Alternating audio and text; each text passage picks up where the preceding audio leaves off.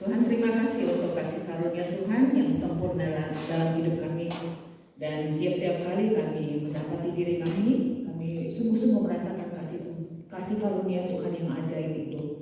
Dan terbukti Tuhan, ketika kami beroleh kesempatan untuk mendengar suara-Mu pun, itu adalah wujud dari anugerah demi anugerah yang berlimpah dalam hidup kami. Karena itu ajar kami untuk menghargai anugerah Tuhan, kasih karunia Tuhan, dengan mendengarkan Tuhan berbicara secara langsung kepada setiap kami melalui hamba-Mu. Tuhan tolonglah dan kami mengingat bahwa Engkau yang maha hadir itu, Engkau hadir di dalam pertemuan kami pada siang hari ini.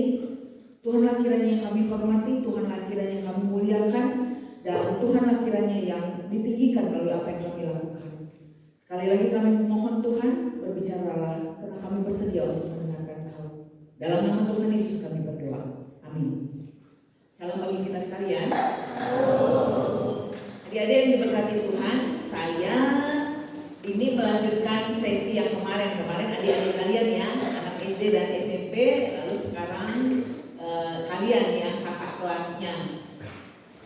Saya senang dengan pertemuan seperti ini karena saya melayani mahasiswa dulunya di Lembaga Pelayanan Mahasiswa Indonesia. Jadi biasa bagi saya ketemu dengan anak muda, walaupun sekarang saya jadi mahasiswa lagi karena pelayanan saya sudah di kantor. Lalu kemudian saya terbiasa men-treat anak-anak seperti kalian. Anak saya juga sepantaran dengan kalian. Anak saya umurnya 15 tahun, kelas 10 ya. Dan di otak saya memang saya selalu men-treat anak-anak seperti kalian bukan hanya sebagai anak 15, 16, 14, 13 tahun, tapi saya selalu men-treat dengan menganggap 15 tahun ke depan kalian adalah orang yang memimpin bangsa ini. Selalu begitu. Belasan tahun yang akan datang, kalianlah yang menjadi pemimpin atas bangsa ini. Entah bagaimanapun versinya, di bagian manapun kalian memimpin, kalian yang akan memimpin nanti. Jadi persiapkan diri, segala sesuatu yang kalian butuhkan untuk menjadi pemimpin atas bangsa ini dipersiapkan dari kemarin-kemarin, termasuk dari sekarang. Nah, kita mulai sesi ini dengan nonton film dulu. Ya, kita nonton film dulu. Cukup kali ya, cahayanya nggak cukup redup lah ya. Dek, nonton film baik-baik, lihat filmnya, lalu kita akan diskusikan film ini. Ya, filmnya singkat saja. Silakan.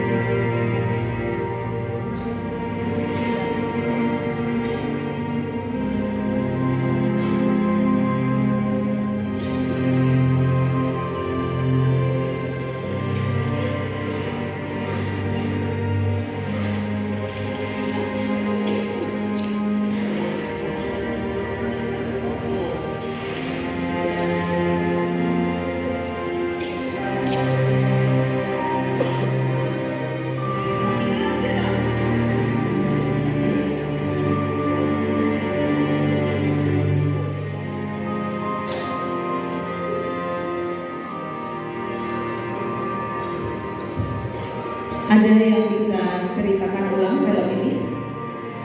Siapa yang bisa berdiri lalu ceritakan ulang filmnya? Jangan tunjuk temannya, tapi siapa saja.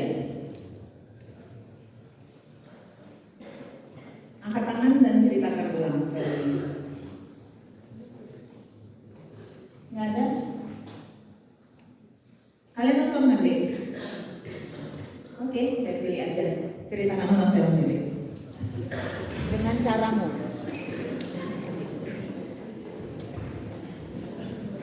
Jadi setelah menonton film tersebut, menurut pandangan aku di film tadi Ceritakan ulang saja. Nggak usah pendapat kita, hanya ceritakan ulang.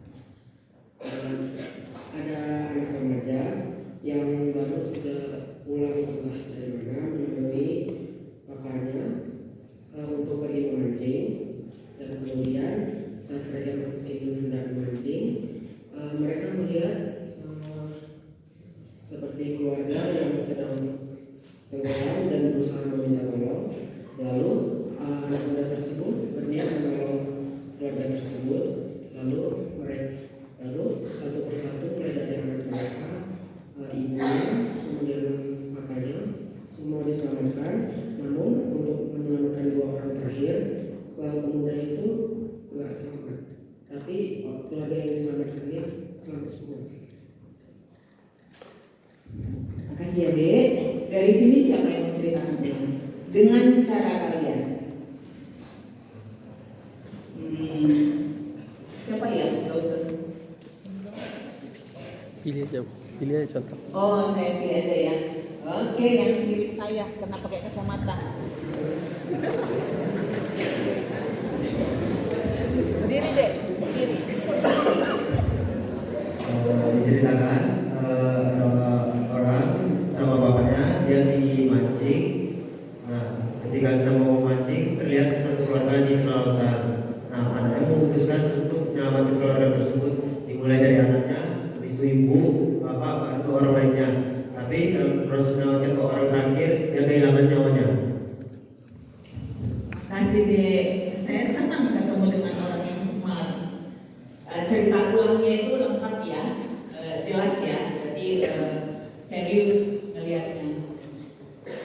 Tapi kita mau diskusi dulu. Yang kita lihat tadi, bapak sama anaknya ini hubungan mereka, relasi mereka baik nggak? Baik, kompak ya mereka ya, sampai bercanda-bercanda itu kan, dia mau minum kopi bapaknya nggak boleh, jadi nyambung bapaknya bilang gitu ya. Lalu itu mereka pergi mancing, lalu melihat keluarga pengungsi yang hampir tenggelam. Itu jaket penyelamatnya itu udah kelihatan kempes ya, nggak bisa diharapkan lagi. Dan kalau orang mengungsi seperti itu berarti hidup mereka tidak baik, sehingga harus seperti itu, udah pasti ya. Karena kalau hidup mereka di kampungnya itu aman, pasti mereka nggak jadi pengungsi. Nah, diselamatkan seperti yang teman-teman tadi udah ceritakan, mulai dari anaknya, lalu ibunya yang dianggap paling lemah ya, paling lemah, sedikit lebih kuat. Lalu kemudian ini film logis sekali. Siapa di sini yang bisa berenang? Terbiasa berenang? Bagus ya. Yang kita biasa berenang, saya biasa berenang, saya ngerti berenang. Kalau ada orang yang tenggelam, seharusnya diselamatkan enggak?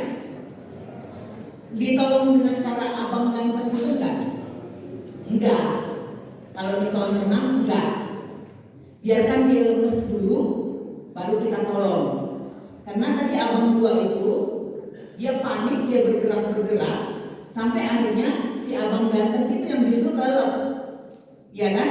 Nah, sebenarnya kalau 2 orang ini lemas, bisa ditolong, baik. Mereka nggak bisa bikin apa-apa lagi, tinggal dibawa gitu loh. Tapi karena ini mereka panik, mereka masih bergerak, justru penolongnya yang tenggelam.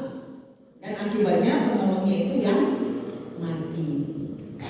Nah, kira-kira itu filmnya. Lalu kita bicara soal bapak dan anaknya.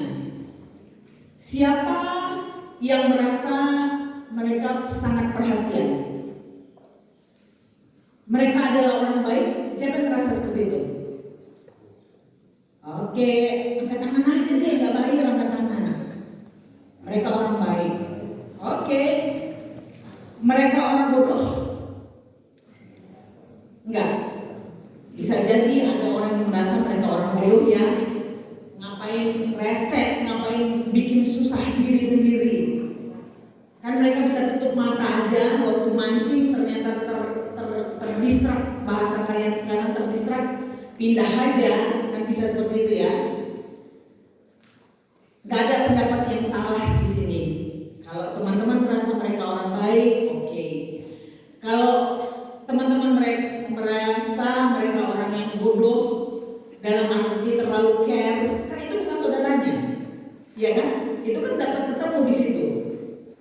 Lalu mereka juga tidak dalam kapasitas untuk bertanggung jawab. Benar ya?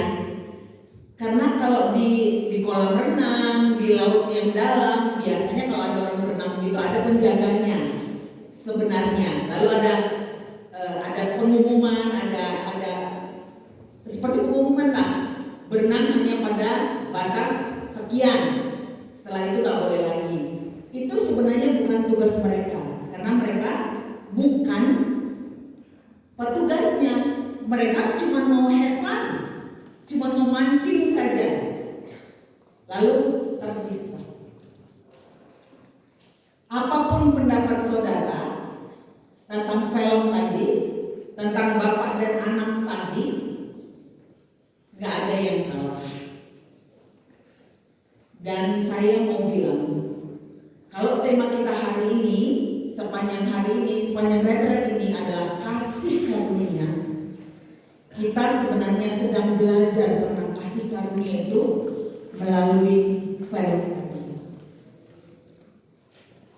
Ada keluarga yang sebenarnya bisa tidak ditolong, tapi bapak dan anak ini menolongnya hanya karena belas kasihan. Mari kita lihat dasar firman Tuhannya supaya kita mengerti hari ini kasih karunia yang menyelamatkan itu seperti apa. Mari kita melihat Filipi pasal 2 ayat 12 sampai 16. Teman-teman bisa lihat di Alkitabnya, tapi juga bisa lihat di screen.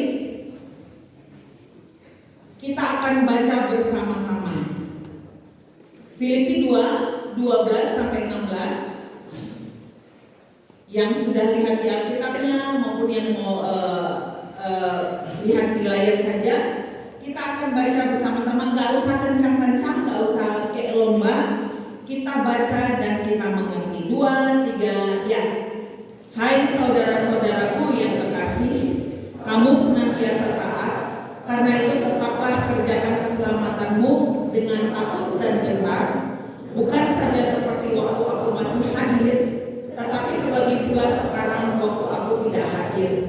Karena Allah lah yang mengerjakan di dalam kamu baik kemauan maupun pekerjaan menurut kerelaannya. Lakukanlah segala sesuatu dengan tidak bersungut-sungut dan berbantah-bantahan, supaya kamu tiada beraib dan tiada bernoda, sebagai anak-anak Allah yang tidak bercela di tengah-tengah angkatan yang bengkok hatinya dan yang sesat ini, sehingga kamu bercahaya di antara mereka seperti bintang-bintang di dunia, sambil berpegang pada firman kehidupan, agar aku dapat bermegah pada hari Kristus, bahwa aku tidak percuma berlomba dan tidak percuma. Ya, kita sudah baca Filipi pasal 2 ayat 12 sampai 16 yang jadi dasar kita belajar dari sesi 1 sampai sesi 3 nanti.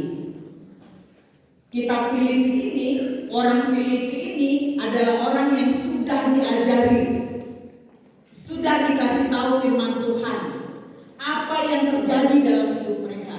Lalu kemudian next step-nya apa? Kalau sudah ngerti kasih karunia, next step-nya apa? Karena orang yang sudah mengerti punya tanggung jawab dibandingkan dengan orang yang tidak mengerti tentang kasih karunia itu. Di sekelilingmu, di sekeliling kita, apa cerita hidup orang? Kejahatan, benar? Orang sikut kiri, sikut kanan, biasa ya. Kalau kita baca-baca berita, kayaknya kejahatan sekarang makin aneh juga. Siswa yang tidak hormati orang tua, tidak hormati guru, kayaknya biasa ya. Ya, biasa kayaknya sekarang. Guru ngomong apa, dia jawabnya lebih lagi banyaknya. Tapi it's okay untuk orang yang tidak ngerti kasih karunia. Dan hari ini kita adalah seorang pembelajar yang seharusnya ketika kita mengerti lalu punya next step. Filipi yang kita baca tadi mengajarkan hal itu. Dan yang pertama hari ini kita belajar tentang kasih karunia yang menyelamatkan. Seperti apa itu kasih karunia yang menyelamatkan? Film tadi bercerita lebih jelas sebenarnya bahwa keluarga ini sebenarnya tidak harus kok diselamatkan. Nggak dapat keuntungan apa-apa bapak dan anak ini. Hidup mereka menjadi berubah setelah acara penyelamatan itu. Hidup mereka tidak damai lagi. Bapak ini mungkin akan menyimpan trauma sepanjang hidupnya bahwa anaknya akhirnya sudah mati. Tapi keluarga ini, keluarga pengungsi tadi, mereka tolong, mereka selamatkan, tidak memberikan benefit apa-apa, tapi itulah belas kasihan. Teman-teman, seperti apa hidup kita? Pengungsi tadi sebenarnya adalah kita yang dapat belas kasihan. Saya mengajak kita sekali lagi membaca dalam sebelumnya. Belas kasihan itu seperti apa? Kasih karunia itu seperti apa? Kasih karunia itu, ayo kita baca sama-sama. 2, 3, ya. Kasih karunia sesuatu yang tidak layak diterima, namun diberikan secara sama-sama. Bisa lihat ya, sesuatu yang sebenarnya tidak layak diterima, tapi dikasih secara cuma-cuma. Kalau saya kerja, guru-guru saudara bekerja, lalu kemudian mereka harus dapat gaji, benar ya? Orang tua kita bekerja, lalu mereka dapat gaji yang kita gunakan untuk biaya hidup kita. Orang kerja, dia dapat upah, itu pantas. Tapi yang namanya kasih karunia, kita tidak kerja apa-apa, kita tidak berkeringat, kita tidak bikin apa-apa, tapi dapatkan sesuatu yang luar biasa. Dan yang pertama adalah kepastian keselamatan.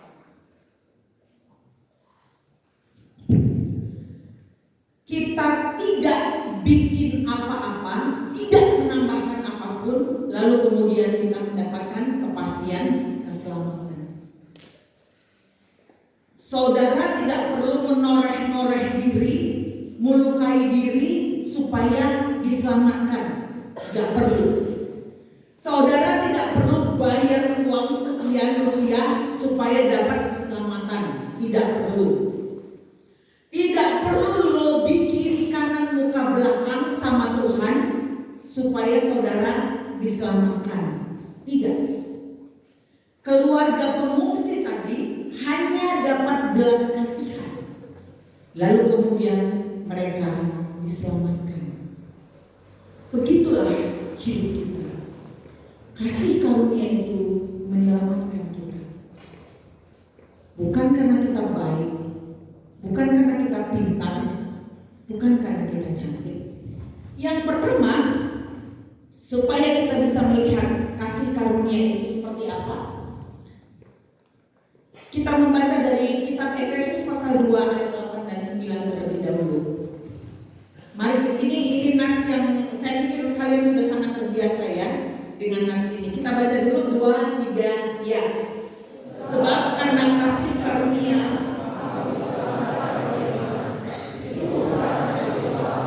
tapi pemberian Allah itu bukan hasil pekerjaanmu. Jangan ada orang yang memegahkan diri. Kasih karunia itu adalah berasal dari Allah, dimulai dari Allah. Dan kita lihat bagiannya.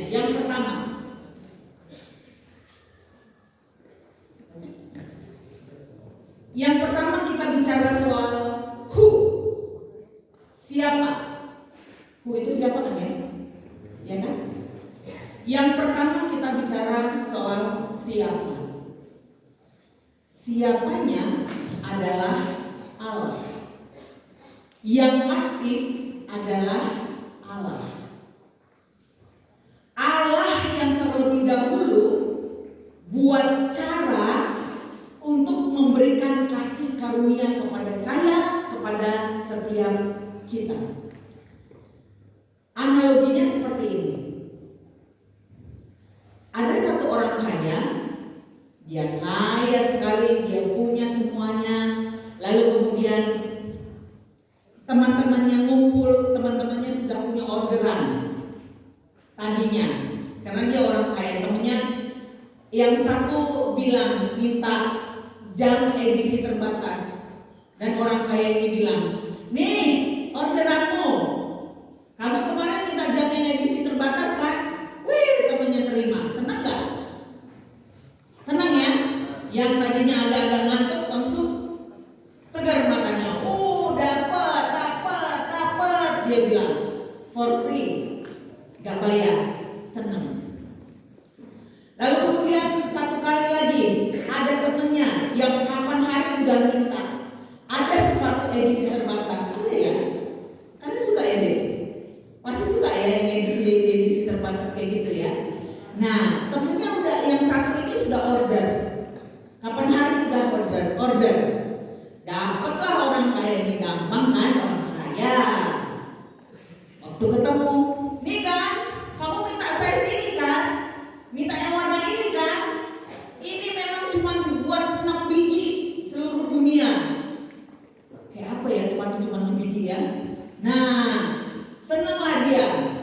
Kapanpun aku pergi, gak mungkin ketemu dengan orang yang sepatunya sama. Dia pikir, bahagia gak? Bahagia gak? Korespon kalian susah deh. Bahagia. Sudah. Lalu dia punya teman lagi yang lain-lain. Rumahnya katanya sudah tidak layak. Dan orang kaya ini kebetulan punya rumah nggak dipakai. Hebat ya, ada rumah nggak dipakai ya. Katanya, udah, kamu pakai aja rumahku itu yang di sini. Sudah furniture-nya udah lengkap semuanya. Seneng nggak? Nah, selesai. Tapi dia punya satu kawan lain, perempuan, nggak cantik wajahnya, biasa-biasa saja, sederhana saja, reputasinya juga tidak terlalu baik. Dan orang kaya ini, laki-laki kaya ini bilang, aku nggak punya hadiah untukmu. Semua udah aku kasih sama teman-teman kita. Ya udah, perempuan ini bilang, ya udah nggak apa-apa. Dia juga tahu diri kan. Tapi ada satu yang aku mau kasih ke kamu. Aku mau kasih diriku untukmu. Maksudnya apa? Iya. Aku nggak kasih barang-barang seperti teman-teman minta yang mereka order. Tapi aku mau kasih diriku untukmu. Jadi maksudnya kalau kamu kasih dirimu, iya, kita menikah. Temenmu banyak loh yang lebih cantik-cantik daripadaku. Iya. Tapi aku mau kasih diriku untukmu. Kamu tahu nggak? Aku sering digosipin dan gosip itu benar. Aku pernah melakukan banyak kesalahan. Iya, aku tahu.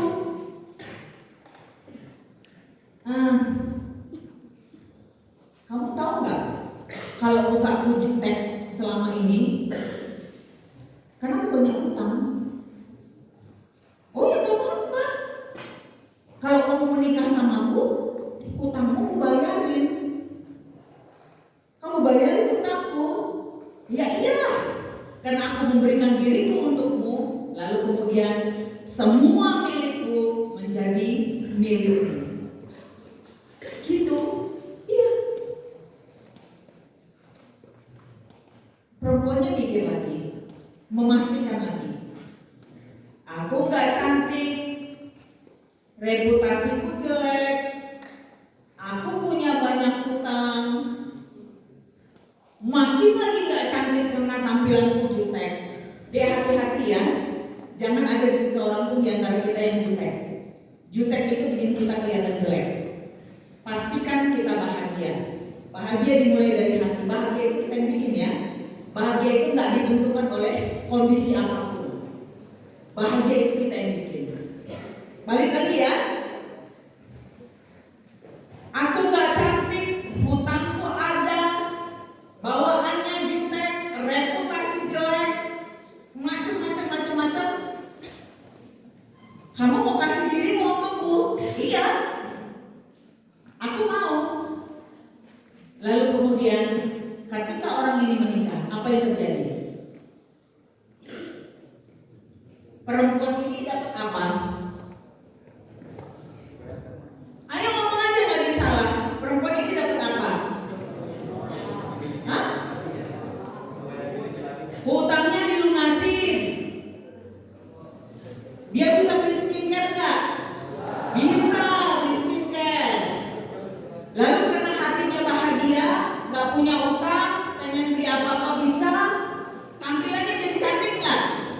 Cantik, udah pasti, ya kan?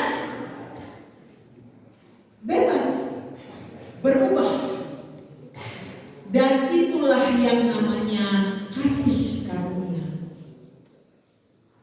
Laki-laki ini milih perempuan yang seperti itu, yaitu pilihannya, nggak ada yang salah. Itulah kasih karunia. Bapak dan anak tadi, waktu mereka menolong pengungsi, mereka mikir nggak? Satu kali mereka akan dapat award karena nolong orang. Mikir nggak? Tidak. Satu kali mereka dapat sumbangan nggak karena sudah nolong orang? Tidak. Itulah kasih karunia. Yang mula-mula adalah Allah. Biar mari kita lihat hidup kita. Ambil waktu, diam. Coba lihat hidupmu. Siapa yang pernah dihina? Gak usah angkat tangan. Mungkin kau pernah dihina. Atau orang tuamu yang dihina. Bisa gak kayak gitu? Bisa. Lalu ketika kita menghitung-hitung hidup kita, kayaknya gak pernah punya prestasi. Iya deh, kamu mikir gitu. Selama ini gak pernah punya prestasi. Atau mungkin pernah dengar mama papamu bertengkar hebat dan hatimu menjadi hancur. Yang cuma dengar orang tuanya bertengkar hebat satu kali. Mungkin ada yang dengar orang tuanya bertengkar hebat berkali-kali dalam perjalanan hidupmu. Atau mungkin kita hari ini ada dalam posisi yang mama papamu bilang, hati-hati lo ya, uang kita gak cukup banyak lo ya. Hati-hati lo ya, hemat lo ya. Karena kondisi finansial di keluargamu pun mungkin sudah drop. Apapun cerita hidupmu, gak perlu umbar sama orang lain. Tapi saya harus kasih tahu. Engkau dikasihi. Kita hidup di dunia di mana orang suka membanding-bandingkan. Dan kita anak Tuhan seringkali ikut seperti itu. Kita membanding-bandingkan hidup kita dengan orang lain. Itu salah. Kasih karunia Allah itu bukan karena kehebatanmu, bukan karena apapun. Allah berinisiatif. Seperti saya kasih contoh orang kaya tadi.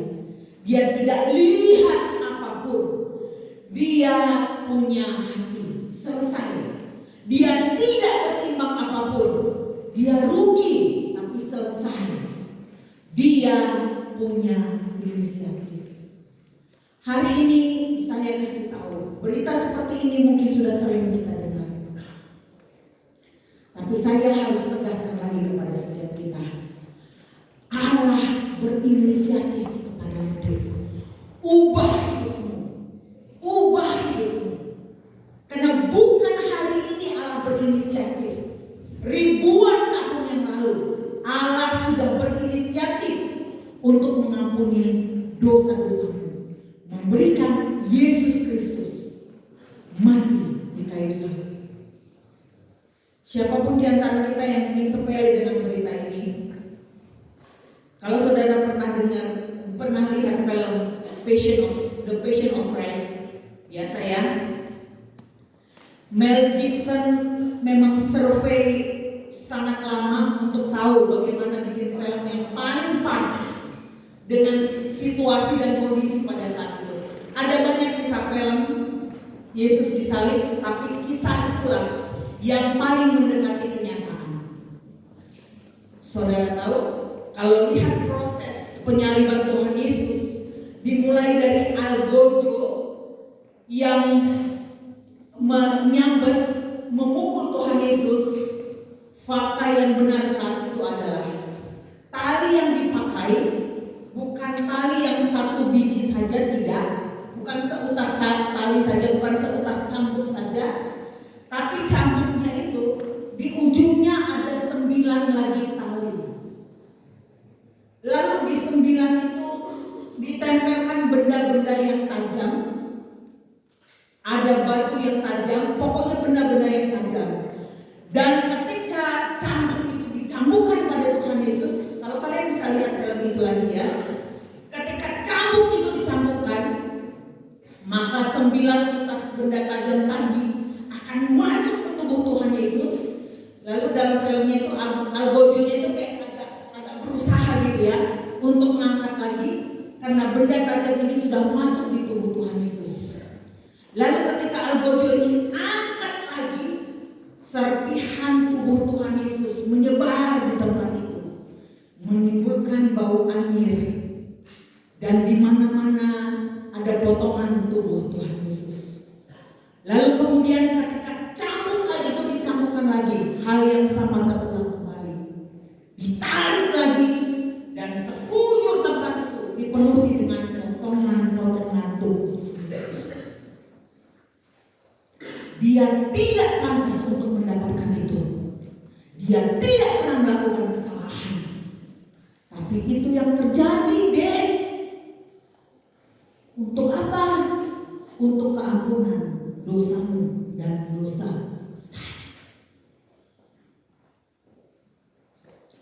Lalu kita yang dibuat jadi berharga dan mulia ini, bukan karena kita pantas.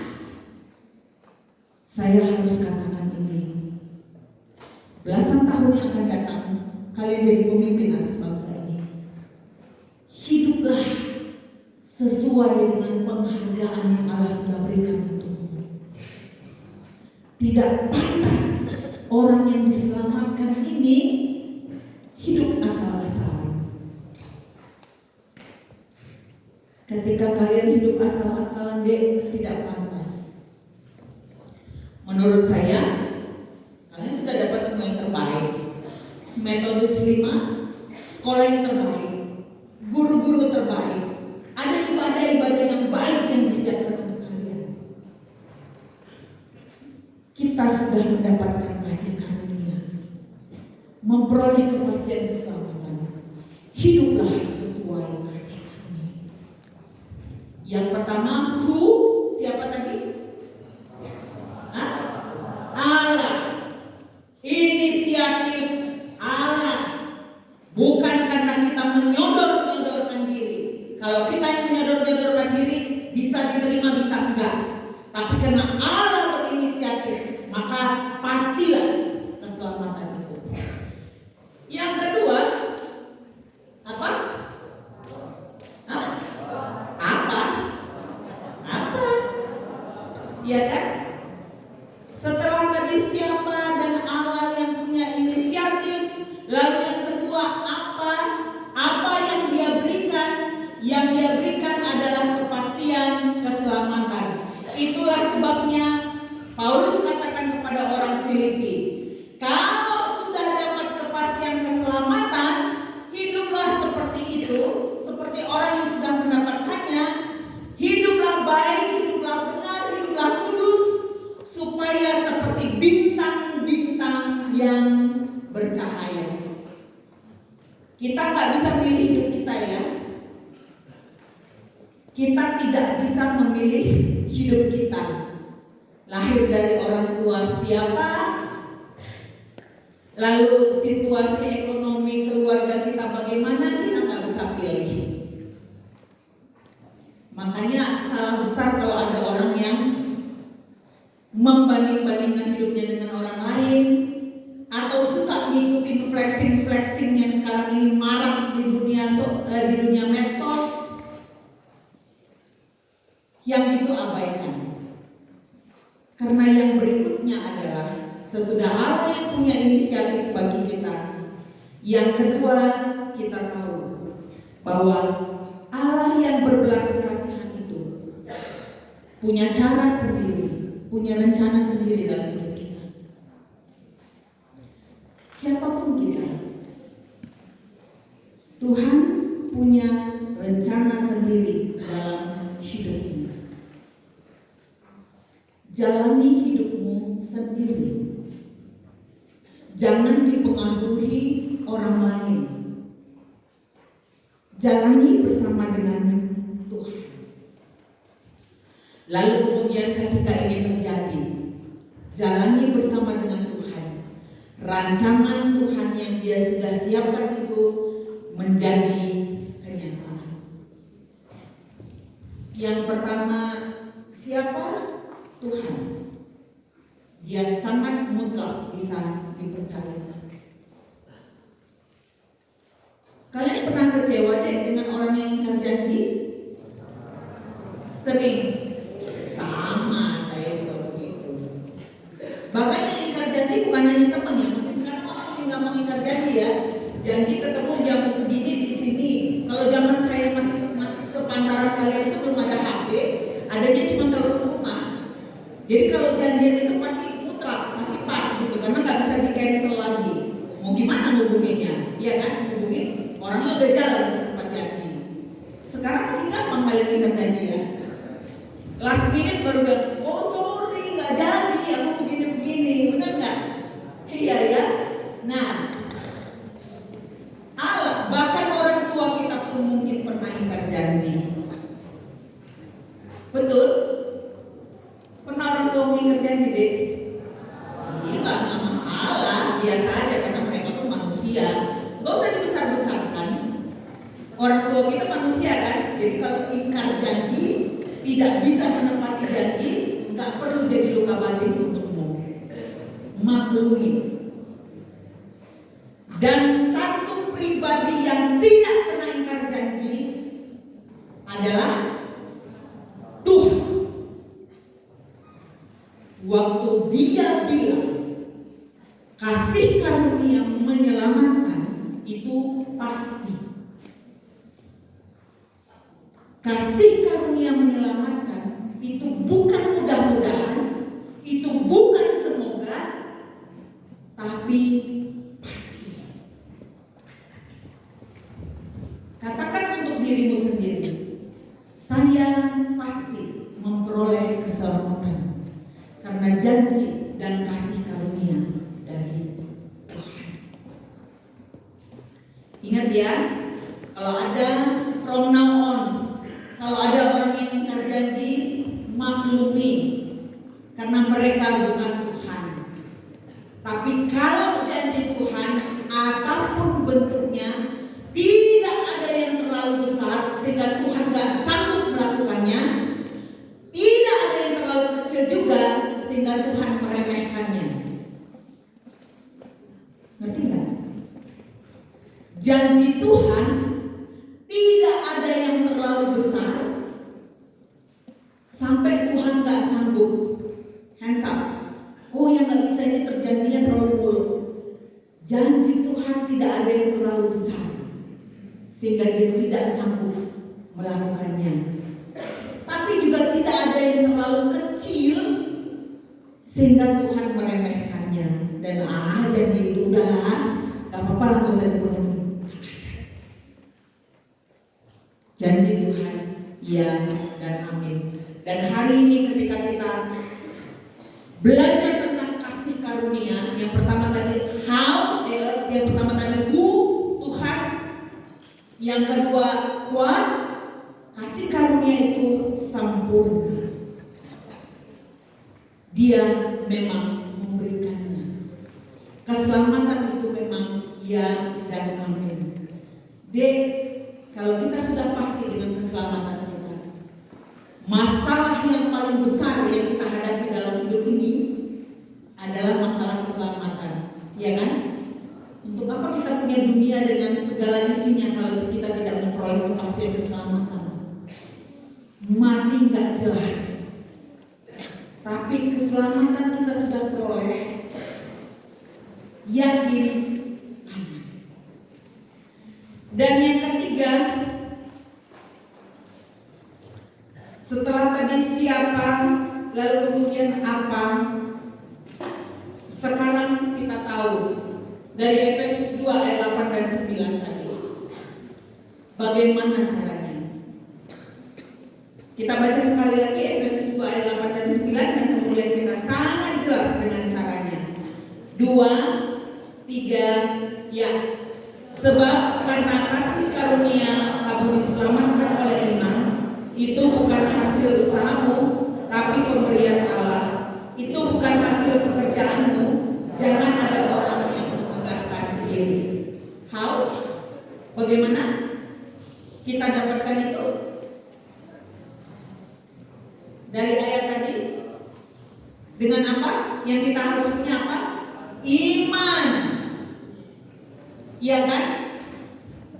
Dengan iman saya menerima kasih karunia yang menyelamatkan itu. Iman, bukan usaha, bukan jerih payah saya. Karena Allah berbelas kasihan bukan sekarang, tapi dalam kekekalannya. Susah untuk kita mengerti ya. Dalam kekekalan Allah sudah mengasihi saudara, Allah sudah mengasihi saya, walaupun kita tidak pantas untuk dikasihi. Lalu itu ditawarkan for free. Dan kemudian bagaimana caranya saya mendapatkan? Hanya dengan iman. Kita di Brastagi terkenal penghasil apa? Sayuran, ya kan? Gak tahu sekarang di mana, tapi kalau zaman dulu itu kalau ada orang panennya itu gak semua dijual, gak semua diambil oleh pengepul apa ya bahasanya ya. Tapi panenannya itu akan diletakkan, mungkin ada sawah mereka, ladang mereka, kebunnya itu mungkin agak dalam gitu ya, nggak di pinggir jalan, dibawa ke pinggir jalan. Zaman dulu nih, ayo hari ini saya panen, hari ini kami panen, nih siapa yang mau ambil? Orang yang lain juga kayak gitu, kalau dia punya panenan, panen kami hari ini, ayo siapa yang mau, yang butuh ambil. Diletakkan di pinggir jalan karena nggak semua dijual. Seandainya itu terjadi sekarang, ada panenan di pinggir jalan, lalu saya lewat, cabai baru panen itu seger nggak? Seger. Lalu, panen cabai, dia panen cabai hari ini. Wih, cabainya merah-merah seger. Wah, di rumah pas nggak ada cabai. Lalu saya cuma panen cabai. Hebat loh, panennya berhasil loh. Tapi saya lewat aja. Tapi kepikir juga, oh iya, di rumah nggak ada cabai. Enak sebenarnya Indomie pakai cabai ya. Tapi nggak ada cabai di rumah. Wih, cabainya ya. Balik lagi lihat. Wih, hasil panennya kali ini banyak sekali. Dapat duit banyak dia ini. Mana lagi cabai mahal. Mama kalian mau itu nggak di rumah? Iya. Mana lagi cabai mahal, kualitasnya bagus pula. Kita balik lagi. Saya balik lagi. Lihat cabainya. Beruntung dia benar-benar. Hasilnya bagus, harganya lagi tinggi. Luar biasa, habis ini dia kaya raya lah, cabainya banyak. Lalu cabai di rumah saya Nambah nggak? Hah? Nambah nggak cabai di rumah saya? Enggak. Enggak. Saya nyampe rumah saya cuma mikir, nggak ada cabai ya. Padahal tadi cabai banyak loh, bisa diambil dengan gratis. Saya bisa ambil nggak tadi? Bisa. Tapi saya dapat nggak? Saya dapat nggak? Nggak dapat karena saya tidak ambil. Masalahnya hanya di situ. Demikian juga dengan anugerah, kasih karunia. Sekolahmu sudah menawarkan kasih ibadah demi ibadah yang baik. Hari ini atas perkenanan Tuhan kita ada di retret ini.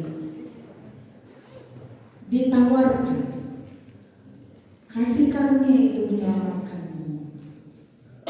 Hutang dosamu lunas dibayar dengan darah Yesus.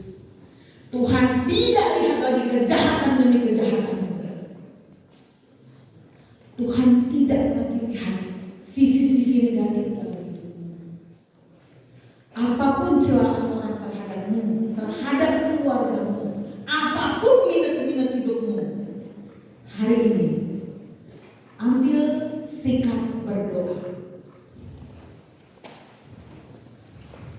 Sekali lagi saya mau mengingatkan dan kasih penawaran yang sama untuk kita. Kasih karunia itu disediakan gratis, cuma-cuma, for free. Allah sudah memberikan anaknya mati di kayu salib. Hutang dosamu lunas dibayar. Tapi butuh iman dan pengakuan kepada Tuhan. Siapapun engkau yang saat ini mau menerima Tuhan Yesus sebagai Tuhan dan Juru Selamatmu, engkau sudah tahu siapa dia Tuhan.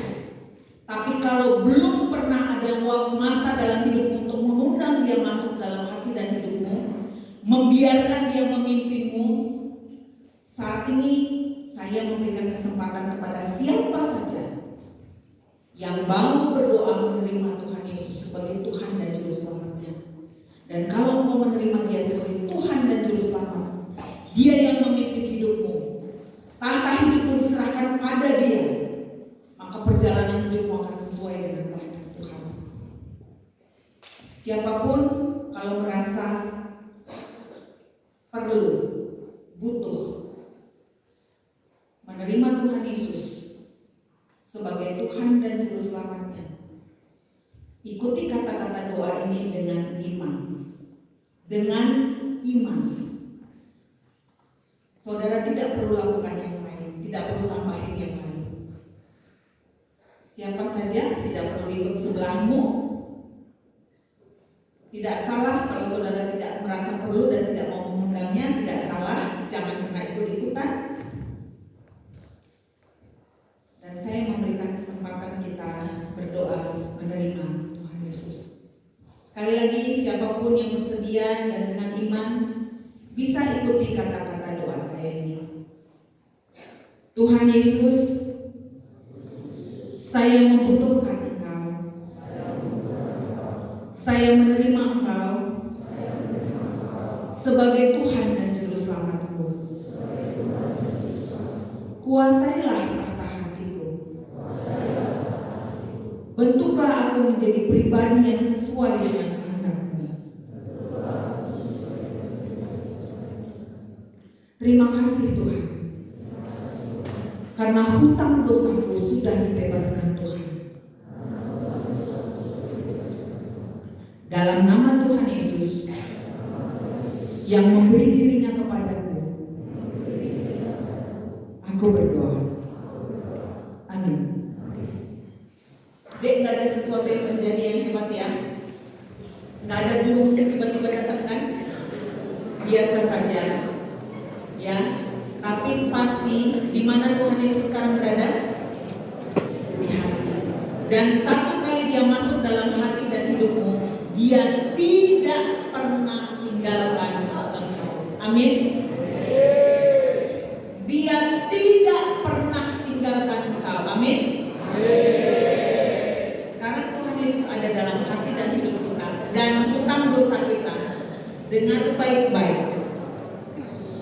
Dosamu masa lalu, pernah berdosa di masa lalu?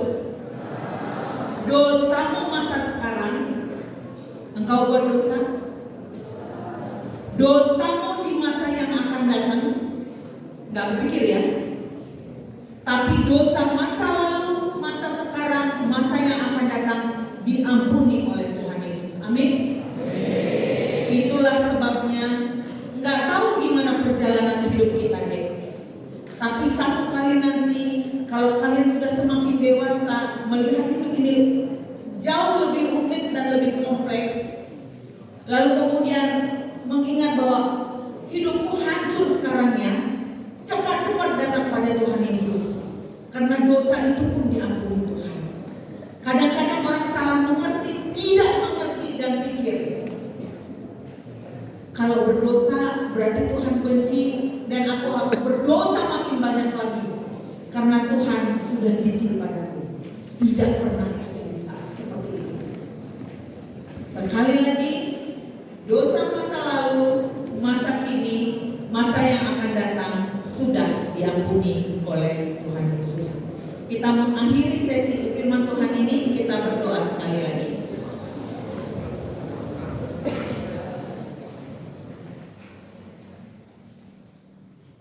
Ya Tuhan, terima kasih untuk kasih karunia-Mu yang mengherankan kami. Kami tidak layak, kami tidak pantas, tapi Engkau berbelas kasihan pada kami. Kami punya banyak catatan tidak baik dalam hidup kami, tapi Tuhan tidak pernah melihat itu. Tuhan hanya menawarkan kasih-Mu yang berlimpah itu kepada kami Tuhan. Dan dengan itulah kami hidup mulai sekarang. Kami dipenuhi dengan kasih Tuhan, sehingga ketika kasih itu melimpah juga dalam hati dan hidup kami, kami bisa melakukan terbaik dalam hidup kami, didasari oleh kasih.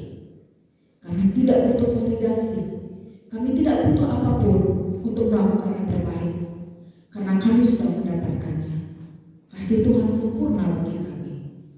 Terpujilah nama-Mu Tuhan, yang kasih karunia demi kasih karunia-Mu terus-menerus ada dalam perjalanan hidup kami. Hamba-Mu sudah selesai berbicara ya Allah. Doa kami bersama, Roh Kudus teruslah berbicara di hati dan hidup kami. Amin.